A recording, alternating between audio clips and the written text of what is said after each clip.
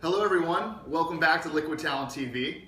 Today we're kicking off 2015 with a really special guest. Max Lugavere is here in the building at World Trade Center number 7. How you doing, Max? Doing great. It's awesome to be here. Thank you for joining us. Good to see you, Alex. Yeah, Max and I are recent friends, but we're on the fast track. Yeah, we are. Right when we met, we knew a long friendship awaits. Yes, it's a bromance. A bromance in the making. Yep. Thank you for being a part of it.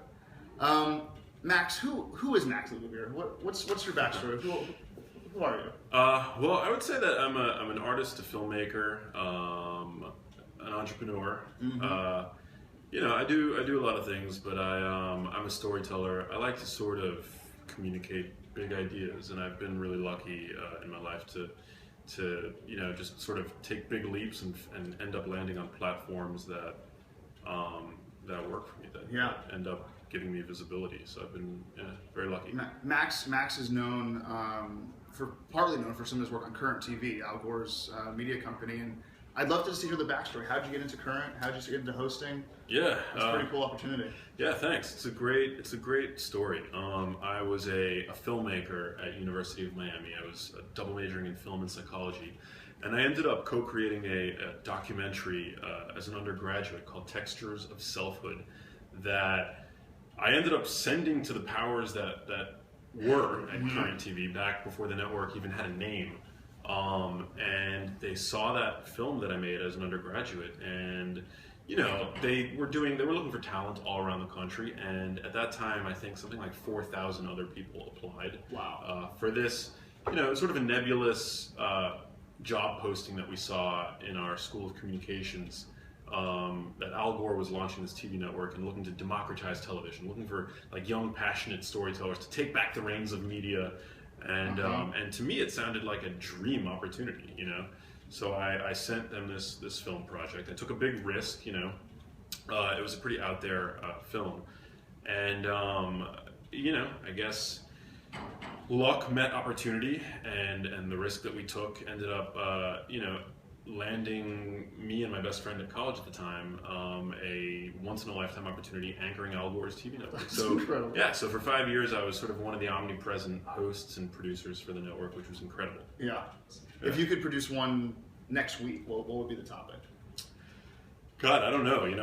I've gone so far down the rabbit hole with brain health lately, my latest sort of passion, that it would probably be something about health, medicine, and that. Max studied psychology and film at University of Miami, and really brings together a nice blend of art and creativity to the actual science and application of what's happening, and which is a nice segue into his current work at Breadhead, a documentary that Max has spent the last 6 months working on. Just launched a Kickstarter campaign around. What is Breadhead? Tell us a little bit of the background of the doc. So Breadhead is basically my latest project. It is a feature-length documentary that looks at the impact of diet on brain health.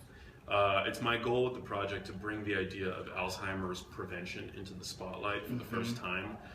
This is a very new idea, the idea of Alzheimer's prevention. I mean, 5 years ago, the two words couldn't fit into a sentence without getting like tomatoes thrown at you from the medical establishment. But today, it's a different world, and so I mean, as I said, I was a filmmaker in college, and I did a lot of short form stuff at Current TV, but this is really my first attempt at creating a feature-length documentary, and I really felt like doing a feature doc was the perfect medium to express what I want to express with Breadhead. So it's not like when I left Current, my dream was to make a feature-length documentary.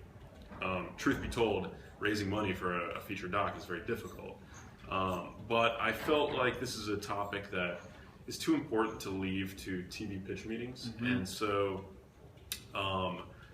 so with a documentary you can sort of just do it. You don't have to ask anybody for permission, and so I kind of just for me it was like one of those trust exercises where you like fall back in hopes that the person who's behind you is going to catch you. That's kind of what I've done with Breadhead. Is I just kind of like had the idea, and I launched a Kickstarter campaign recently, and I was like, you know what, I'm just gonna like fall and hope that the crowd catches me based on the importance of this idea. And I've been just like so humbled at the response. Like the response has been amazing. Awesome. You focused on nutrition with the title Breadhead, and feels like that's the one that you can really take control over. So Yes. you've adjusted your diet, and I imagine the documentary is going to talk about the right practices around diet. Yes, yeah. Well, the documentary is about diet and lifestyle. But the reason why it's called Breadhead is because I feel like Breadhead is the ultimate example of a highly processed food masquerading as a sort of dietary staple. Right. Bread, especially whole grain bread, which definitely comes to mind when I think of healthy whole grains, which we've been told to eat lots and lots of, has a higher glycemic index than table sugar. So if I told you that bread affects your blood sugar more profoundly than white crystalline table sugar, I mean that's pretty counterintuitive. Totally. Yeah. Right. Totally. And so it definitely has that working against it as a sort of health staple. But then also recently in 2012, the CDC found it to be America's #1 source of dietary sodium, salt, which in many people contributes to high blood pressure, which is a key player in vascular dementia, which is the second most common form of dementia after Alzheimer's. So, so diet definitely plays a huge role into Alzheimer's, and we're not saying that bread is the smoking gun in any capacity, but it's going to be a film that looks at the ways that you can eat to minimize your chances, according to some leaders in the field. Yeah. And then we're also going to look at lifestyle, because lifestyle plays a huge role in brain health. So we would be remiss not to address all the lifestyle factors that come into play as well. Let me change gears for a second around just entrepreneurship in general. A lot of our viewers out there are drawn to entrepreneurship. Yeah. 54% of millennials say they either want to start a business or already have started a business. What is this new kind of love affair with entrepreneurialism? And you mentioned as a filmmaker and as a creative storyteller that entrepreneurship is certainly a big piece of that, as a fiber of that being. Kind of what's your thoughts about the general landscape of entrepreneurship and this real draw from our younger generation towards it, and also how entrepreneurship plays a part in your life? Yeah, well, I definitely think that that entrepreneurship is something that, especially our generation, has really taken to as a means of social change, as a means of creating impactful companies. They say that the business model is the defining art form of our generation, and I couldn't agree more. I also think that the spirit of entrepreneurship is important for artists as well as people that are in business. What I've found as a creative person and as somebody who likes to sort of have my hand in all different kinds of creative pies, from TV to music to film. Like an entrepreneur, you do kind of have to put all your eggs in one basket to see something come to fruition. I know that you have to if you have a startup. You have to if you are trying to get your music career off the ground. You have to if you're trying to do a feature-length documentary. I mean, you can't. You've got to take big leaps. There's a quote that I love. One does not discover new lands without consenting to lose sight of the shore for a very long time. And so, as an artist, as an entrepreneur, you have to say goodbye to the shore in hopes of, if you want to reach that new land, whatever that land is. And so there are definitely, overlapping characteristics, that bridge the worlds of artisthood and entrepreneurship and stuff like that. If you could give your 20-year-old self a piece of advice with the X amount of years that you've had since being 20 and the wisdom acquired, what would you tell your 20-year-old self right now? My 20-year-old self, I feel like, knew what he was doing. What I would tell myself in my late 20s, because I'm 32, would be to remember, the audaciousness of 20-year-old Max, to just, and to trust yourself in your decisions the way 20-year-old Max did. And I feel like adulthood, makes people sort of act a lot more cautiously and fearfully about taking big leaps.